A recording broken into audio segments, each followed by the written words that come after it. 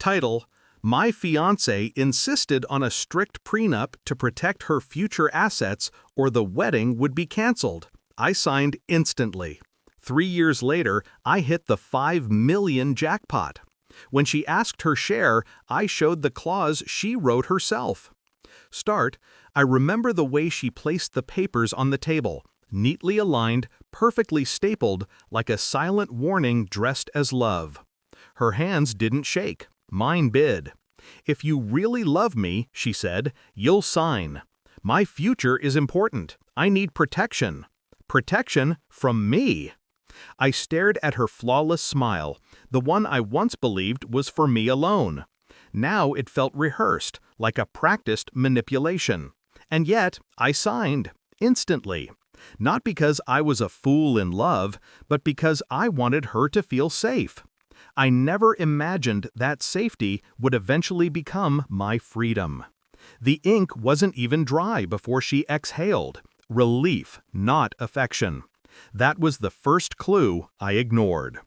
3 years into the marriage, I could have written a book on the art of being tolerated. She criticized my job, my salary, my lack of ambition. I earned enough for a good life, but to her, enough was never enough. The woman I loved something else more: money.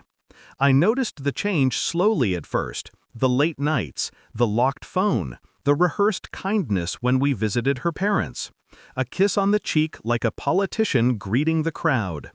But the biggest shift came when she got a new friend, Andrew, her handsome financial advisor. Young, smug, too comfortable calling her M. She laughed harder with him than she had with me in months. They exchanged glances that lasted a heartbeat too long. And sometimes, when she came home late, the scent of expensive cologne followed her, one I didn't own. I wasn't angry. I was awake. Pain became clarity. Clarity became strategy. I reviewed the prenup one night while she slept beside me, scrolling through her phone under the covers. The document was airtight, but only in her favor. Every penny I earned before or during the marriage was mine. No marital assets, no spousal support, total separation. She'd insisted on it so confidently. Her lawyer drafted every line. She believed she'd always be the richer one. That arrogance became my weapon. I didn't confront her, I didn't yell, I didn't threaten. Instead, I smiled and planned. I worked harder. I took overtime. I invested small amounts quietly. I made no complaints when she spent weekends at yoga retreats. I let her underestimate me every single day. Because the sweetest revenge is letting them think they're winning. Then, fate delivered me a gift, a winning lottery ticket. $5 million. I stared at the numbers 10 times to be sure. My hands shook just like they did the day she gave me the prenup. Except this time, it was victory trembling under my skin. I didn't celebrate out loud, not a word to her. The check cleared into my separate account, secured by the very contract she forced on me. For 2 months, I pretended nothing changed, but I changed everything. A new private financial advisor, a new lawyer, a new plan. And then I waited, because I knew greed would smell money like sharks smell blood. It didn't take long. She found the lottery envelope buried in my briefcase.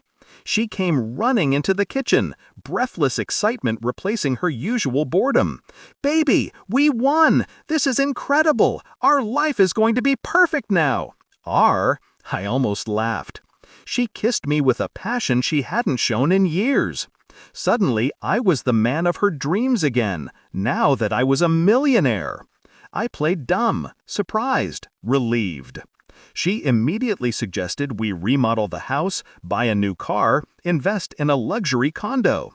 The future she described sounded beautiful. Too bad she wasn't invited to it. "Let's meet with your lawyer," I said, "just to make sure we do this right." Her smile faltered, but just a little. The meeting was set. She dressed like she was walking into a photo shoot, diamonds, designer heels, confidence glowing like neon. Her lawyer greeted us, handshake firm, expression smug. After all, he'd won once already. I pulled out the prenup and placed it gently on the table. The same crisp pages, the same cold ink, the very same terms. The lawyer's smile faded first.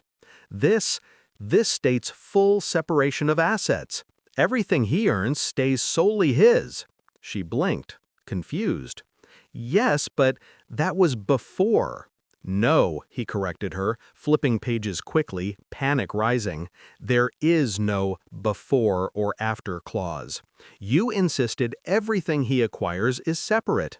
You waived rights to marital earnings entirely. Her lips parted. No sound came out.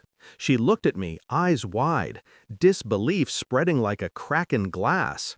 You signed it, I reminded her, voice soft, controlled. You demanded it. You said if I loved you, I'd agree. I didn't, she stuttered. No, I cut her off. You didn't. That was your mistake. She searched for anger in my face and found only peace. Are you divorcing me? She whispered. I leaned forward, calm as justice. I already filed. Her chair scraped back violently. You can't leave me with nothing. I gave you the best years of my life. I almost smiled. She gave those years to Andrew. You protected your future, I said.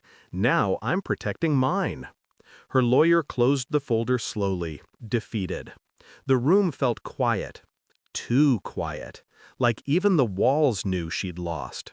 She stormed out, sobbing, furious, humiliated. Not once did she apologize. A week later, she moved out. Andrew helped carry her things. Fitting, really. I stood at the doorway, watching her drive away. No bitterness, no regret. Just liberation. I didn't win because of the lottery. I won because I stopped playing the role of the blind fool. She thought she was the mastermind. She wrote the rules, built the trap, forged the chains. All I did was let her lock herself in. Now, I live quietly, wealthy, free. And whenever I look at that prenup tucked in my safe, I remember the greatest lesson she ever taught me.